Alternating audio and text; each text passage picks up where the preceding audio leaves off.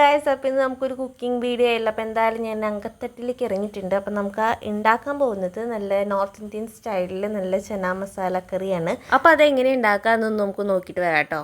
വലിയ പണിയൊന്നുമില്ല, വളരെ സാധാരണ രീതിയിൽ എങ്ങനെയാണോ നമ്മൾ ഉണ്ടാക്കുക അതേപോലെ തന്നെയാണ്. അപ്പോൾ ആദ്യം നല്ല ഓയിലിലേക്ക് നമ്മുടെ നല്ല പെരിഞ്ചീരകവും അതേപോലെ കസൂരി മേത്തി ഇട്ടിട്ട് അതൊന്ന് ചൂടാക്കി എടുക്കുക. അപ്പോൾ ആ ചൂടായി വന്നതിലേക്ക് നമ്മൾ ഇനി അടുത്ത സ്റ്റെപ്പ് എന്താണെന്ന് വെച്ച് കഴിഞ്ഞാൽ 2 സബോള, അതേപോലെ ഒരു 5 അല്ലി വെളുത്തുള്ളി, ഒരു കുഞ്ഞ് കഷ്ണം ഇഞ്ചി എടുത്തിട്ട് നല്ല മഷി പോലെ അരയ്ക്കുക. എന്നിട്ട് അത് നമ്മുടെ പാനിലേക്ക് ഒഴിച്ച് കൊടുക്കുക കേട്ടോ. ഈ ഒഴിച്ച് കൊടുക്കുന്ന സമയത്ത് നമ്മുടെ എണ്ണയിലേക്ക് ഒഴിക്കുന്ന സമയത്ത് മാത്രമേ ഇത് അരയ്ക്കാൻ പാടുള്ളൂ. അല്ലെങ്കിൽ കുറച്ച് മുന്നേ നമ്മൾ അരച്ച് വെച്ചിട്ടുണ്ടെങ്കിൽ എന്താ പ്രശ്നം എന്ന് വെച്ചാൽ അതൊരു കയ്പ്പ് നമുക്ക് ഉണ്ടാവും. അപ്പോൾ അത് നമ്മുടെ കറിയിലേക്കൊക്കെ ഉണ്ടാവും കേട്ടോ. അപ്പോൾ അത് നമുക്ക് എന്താ പറയുക, ഒരു ടേസ്റ്റ് അതിനൊരു വ്യത്യാസം ഉണ്ടാവും, ഒരു കക്കണ പോലെയൊക്കെ ഉണ്ടാവും കേട്ടോ. അപ്പോൾ അത് ശ്രദ്ധിക്കുക.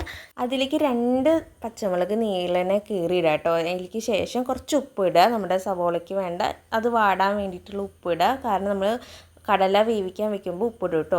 അപ്പോൾ അതൊക്കെ കഴിഞ്ഞിട്ട് നമുക്ക് അതിലേക്ക് വേണ്ടിയിട്ടുള്ള പൊടികൾ എടുക്കാം. പൊടികൾ വേറെ ഒന്നുമില്ല, മഞ്ഞൾപ്പൊടി, മുളക് പൊടി, മല്ലിപ്പൊടി, നമ്മുടെ ഗരം മസാലപ്പൊടി, ഇത്രയും 4 പൊടികളുള്ളൂ. അതൊക്കെ ആവശ്യത്തിന് നമ്മുടെ എത്രയാണോ ക്വാണ്ടിറ്റി എടുക്കുക അതിനനുസരിച്ച്. അപ്പോൾ ഞാനിതിൽ അര സ്പൂൺ മഞ്ഞൾപ്പൊടി, അതേപോലെ മുളക് പൊടി ഒരു 2 ടീസ്പൂൺ ഇട്ടുണ്ടാവും, മല്ലിപ്പൊടി ഇട്ടിട്ടുണ്ട്, ഗരം മസാലപ്പൊടി ഇട്ടിട്ടുണ്ട്. അപ്പോൾ ഇത്രയും പൊടി ഇട്ടിട്ടുള്ളൂ കേട്ടോ. അപ്പോൾ അതിൻ്റെ പച്ചമണം മാറണ വരെ നല്ല രീതിയിൽ അതൊന്ന് വാട്ടി കൊടുക്കുക.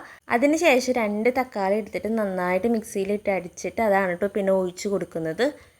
അതിലേക്ക് തന്നെ ഒരു 2-3 നമ്മുടെ കരിയാമ്പൂ, ഏലക്കായ, അങ്ങനത്തെ നമ്മുടെ പട്ടകളുള്ള സാധനങ്ങളൊക്കെ ഉണ്ടല്ലോ, അതൊക്കെ കുറേശ്ശെ ഇട്ട് കൊടുക്കാം കേട്ടോ. അതിലേക്ക് തന്നെ ഒരു സ്പൂണ് പഞ്ചസാരയും കൂടി ആഡ് ചെയ്യാം. കുറച്ച് ഉപ്പൊക്കെ അങ്ങോട്ട് മുന്തി നിൽക്കുന്നുണ്ടെങ്കിൽ പിന്നെ ഒരു ചെറിയ സ്വീറ്റ്നെസ്സിന് വല്ലാണ്ടല്ല, ഒരു സ്വല്പം നമ്മൾ പഞ്ചസാര ആഡ് ചെയ്യാം കേട്ടോ.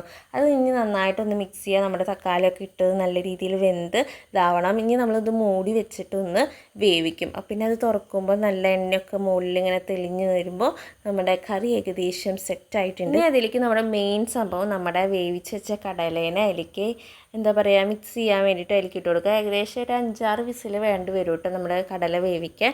അപ്പോൾ അതൊക്കെ നന്നായിട്ട് ഇട്ടിട്ട് അതൊന്ന് നല്ല രീതിയിലൊന്ന് മിക്സ് ചെയ്ത് കൊടുക്കുക. ഇനി അതിലേക്ക് നമുക്ക് കുറച്ച് വെള്ളം ഒഴിച്ചിട്ട് ഒന്ന് നല്ല രീതിയിലൊന്ന് തിളപ്പിച്ചെടുക്കുക കേട്ടോ. അപ്പോൾ നമ്മുടെ കറി ഏകദേശം സെറ്റായിട്ടുണ്ട്. ഇനി ഇതിലേക്ക് നമ്മുടെ അവസാനം കെട്ടായിട്ടുള്ള മല്ലിയിലയും കൂടി ഫുള്ളായിട്ട് ഇട്ട് കൊടുത്ത് കഴിഞ്ഞാൽ നമ്മുടെ കറി ഇവിടെ സൂപ്പറായിട്ടുണ്ട്. വലിച്ചപ്പോൾ ഇഷ്ടമില്ലാത്ത ആൾക്കാരും ഉണ്ട്, അപ്പോൾ അവരുടെ ഇഷ്ടത്തിനനുസരിച്ച് ഇട്ട് കൊടുക്കുക കേട്ടോ.